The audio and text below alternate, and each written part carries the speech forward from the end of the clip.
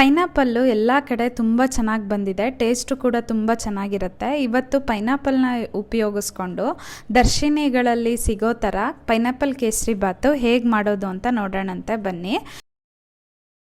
ಇಲ್ಲಿ ನಾನು ಫಸ್ಟು ಒಂದು 3 ಸ್ಪೂನ್ನಷ್ಟು ತುಪ್ಪ ಹಾಕ್ಕೊತಾ ಇದ್ದೀನಿ. ಅದಕ್ಕೆ ನಾನು ಇವಾಗ ಗೋಡಂಬಿ ಹಾಕ್ಕೊತಾ ಇದ್ದೀನಿ. ನೋಡಿ, ಅಲ್ಲಿ ದರ್ಶಿನಿಗಳಲ್ಲೆಲ್ಲ ತಿಂತೀವಲ್ಲ, ಎಷ್ಟೊಂದು ಎಣ್ಣೆ ತುಪ್ಪ ಎಲ್ಲ ಯೂಸ್ ಮಾಡಿರ್ತಾರೆ.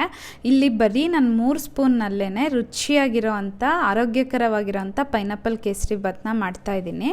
ನೋಡಿ, ಇವೆರಡನ್ನು ತುಪ್ಪದಲ್ಲಿ ಚೆನ್ನಾಗಿ ಫ್ರೈ ಮಾಡ್ಕೋಬೇಕು. ಈಗ ಇದನ್ನು ಫ್ರೈ ಮಾಡ್ಕೊಂಡಿದ್ದಾದಮೇಲೆ ಒಂದು ಬೌಲಿಗೆ ತಕ್ಕೊತಾ ಇದ್ದೀನಿ. ಈಗೇನು ತುಪ್ಪ ಇರುತ್ತಲ್ವ, ಅದಕ್ಕೇ 1 ಬೌಲಷ್ಟು ಚಿರೋಟಿ ರವೆನ ಹಾಕ್ಕೊತಾ ಇದ್ದೀನಿ. ಚಿರೋಟಿ ರವೆ ಹಾಕ್ಕೊಂಡು ಚೆನ್ನಾಗಿ ಹುರ್ಕೋಬೇಕು.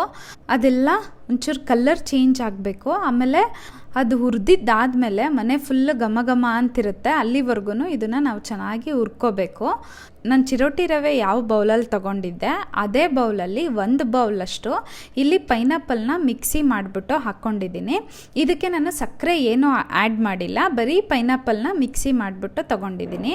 ಈಗ ರವೆ ಎಷ್ಟು ತೊಗೊಂಡಿದ್ನೋ ಅದ್ರ 2ರಷ್ಟು ನೀರನ್ನ ಹಾಕ್ಕೊಂಡಿದ್ದೀನಿ.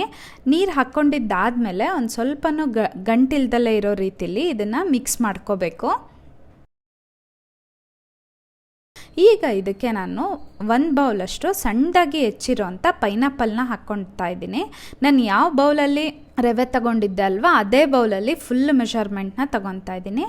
ಇದು ಮಿಕ್ಸ್ ಮಾಡ್ಕೋಬೇಕಾದ್ರೆ ಒಂದು ಸ್ವಲ್ಪ ಡ್ರೈ ಅನ್ನಿಸ್ತು, ಅದಕ್ಕೆ 1 ಸ್ಪೂನ್ನಷ್ಟು ತುಪ್ಪ ಹಾಕ್ಕೊಂಡಿದ್ದೀನಿ.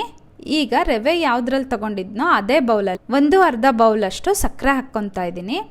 ಇಲ್ಲಿ ಸ್ವೀಟ್ ಜಾಸ್ತಿ ಬೇಕು ಅಂತ ಅಂದರೆ ನೀವು 2 ಬೌಲ್ ಸಕ್ಕರೆ ಕೂಡ ಹಾಕ್ಕೋಬೋದು. ಮೈಲ್ಡಾಗಿ ಬೇಕು ಅಂತ ಅಂದರೆ 1/2 ಬೌಲ್ ಹಾಕ್ಕೊಂಡ್ರೆ ಸಾಕು.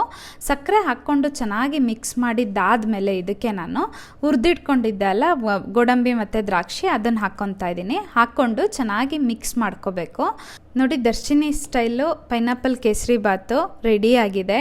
ಮಾಡಲಿಕ್ಕೂ ತುಂಬ ಈಸಿ ಮತ್ತು ಟೇಸ್ಟು ಕೂಡ ಅಷ್ಟೇ ತುಂಬ ಚೆನ್ನಾಗಿರುತ್ತೆ. ಆಮೇಲೆ ಮನೆಯಲ್ಲೇ ನಾವು ಮಾಡಿದರೆ ಜಾಸ್ತಿ ಪೈನಾಪಲ್ ಎಲ್ಲ ಹಾಕ್ಬಿಟ್ಟು ಮಾಡಿರ್ತೀವಲ್ವ, ಅದ್ರದ್ದು ಫ್ಲೇವರು ತುಂಬ ಚೆನ್ನಾಗಿ ಅನಿಸುತ್ತೆ. ನೀವು ಒಂದ್ಸಲ ಟ್ರೈ ಮಾಡಿ. Thanks for watching.